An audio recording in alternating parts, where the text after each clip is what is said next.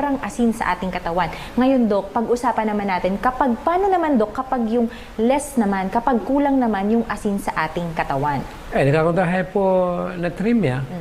Ito yung pag bumaba yung amount ng salt sa loob ng katawan natin o sa dugo, may mga sintomas din ito na maaaring mangyari. Kakaroon tayo ng dehydration, yung kung tawag na problema rin ng brain swell. Namamaga yung brain natin. Saka yung naglilid ito sa pananakit ng ulo, seizure, coma, and even death. Kaya yung mga sasabihin nila, wala na akong salt ngayon eh. Tinasabihin ko sila, no, it's not the way it is. You must also consider that anything na kulang, masama. At anything na sobra, masama din. So, doon sa mga viewers natin ngayon, siyempre marami yung kung tawagin nila reformador na sa pangkalusugan. Pero ang tanong, pero kung kulang ka doon sa amount ng salt na yun, tendency, you might probably kill yourself. Ang tawag ay killing me softly by not knowing it.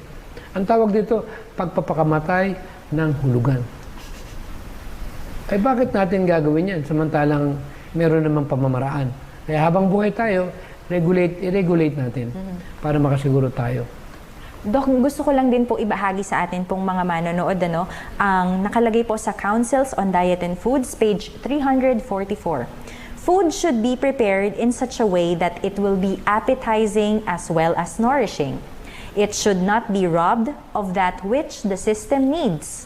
I use some salt and always have, because salt, instead of being deleterious, is actually essential for the blood. O diba, si Mrs. White mismo nagsabi yon, mga kaibigan, na gumagamit din siya, pero hindi niya pa rin ninanakawan yung katawan niya kung ano yung kailangan at kung ano yung sobra hindi niya rin ginagawa. Kaya napaka-importante na talagang meron tayong disiplina, Dok, at yung pagkokontrol natin sa ating sarili at sa atin pong panlasa. Yung word na disiplina, grabe yan. Meron kasi akong nakausap Yung naglalaro ako ng basketball sa Glendale, doon sa YMCA.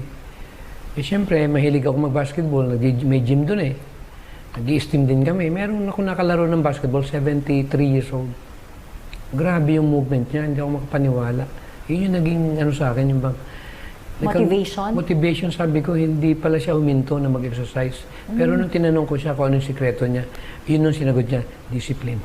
Disiplino. Kasi napakaganda po talaga nun, mga kaibigan. Kasi kahit nasabihin natin na hindi maganda ang katawan mo ngayon, hindi man maganda ang kung anong kinakain mo ngayon, pero kung ididisiplina natin ang sarili natin, kahit sino pa yung kasama natin sa bahay, kahit sino pa ang kasabay natin kumain, at kahit gaano pa kasarap ang pagkain, kung meron po tayong disiplina, mga kaibigan, tayo po ay magiging malusog at tayo po ay makakasunod doon po sa utos ng ating Panginoon. Actually, exciting Actually, pag walang challenge ng buhay, boring. Pero kahit may edad ka na, challenge mo yung sarili mo, subukan ko nga ito. Nagkakaroon ka ng yung, kumbaga sa comfort zone mo, tatanggalin mo, pupunta ka rin sa isang area na alam mo maganda para sa'yo, pero alam mo mag-undergo ka nung ganung uri ng transition period.